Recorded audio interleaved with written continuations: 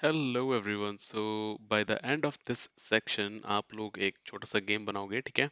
और उसके अलावा आप लोग ये भी समझोगे कि कैसे नेस्टेड डिक्शनरीज काम करते हैं, कैसे हम उनके ऊपर नेस्टेड फॉर लूप्स को यूज़ कर सकते हैं।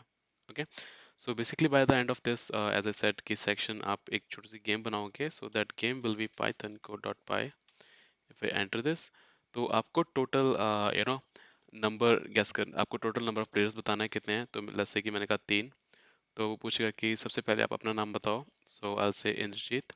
तो पूछेगा कोई सा भी एक नंबर एंटर करो 1 से लेके 100 तक। तो ऐसे हम 3 लोगों के इंफॉर्मेशन को एंटर करेंगे, ठीक है। और इन द एंड हमें एक कंप्यूटर एक नंबर को चूज करेगा रैंडमली, ठीक है। फिर सबसे ज़्यादा बंदा जो उस नंबर के क्लोज होगा, जो कंप्यूटर ने चूज किया है, वो आपका विजेता होगा इस गेम का। ओके, सो आई से एंटर नंबर, एंड यहाँ पे मैं चूज कर रहा हूँ 43। उसका एंटर योर नेम, आई से Akshay.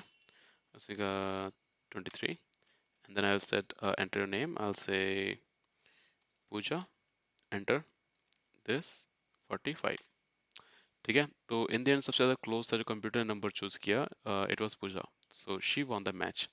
So this is what we are going to make by the end of this section. So see you.